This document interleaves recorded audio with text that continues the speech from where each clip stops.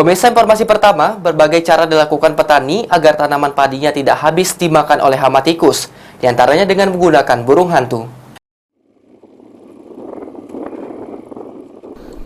Ada satu cara unik dilakukan petani padi di Kecamatan Karangagung Ilir, Banyuasin untuk menanggulangi atau memberantas hama tikus di sawah, di mana petani memanfaatkan burung hantu, pengendali organisme, pengendali tumbuhan menuturkan. Metode ini sebetulnya sudah dilakukan sejak 2015. Akan tetapi sempat terhenti karena dianggap dapat mengganggu populasi walet. Namun setelahnya dilakukan penelitian sama sekali tidak mengganggu populasi walet.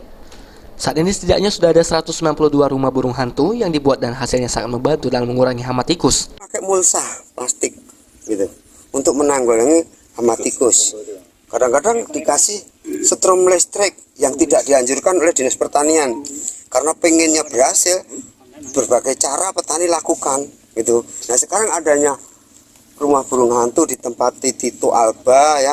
Ini petani sudah ringan. Suatu saat petani di sini hama tikus yang selama ini menjadi hama utama akhirnya tidak menjadi permasalahan hama tikus gitu. Sementara itu, Kadis Pertanian dan Hortikultura Banyuasin menuturkan, inovasi yang dilakukan petani padi di Kecamatan Karangagung Ilir cukup baik hasilnya karena bisa memanfaatkan ekosistem alam dalam penanggulangan hama. Burung hantu ini sebenarnya sudah lama, dari sebelum tahun 2000 sudah ada, namun belum begitu tersosialisasi. Namun baru-baru ini sudah ya dampaknya, manfaatnya cukup tinggi. Ya alhamdulillah, kita tentunya dari pemerintahan, dari Dinas Tanaman Pangan tetap memberi apresiasi dan akan mendukung kegiatan-kegiatan ini untuk menunjang produktivitas tanaman padi supaya untuk meningkat.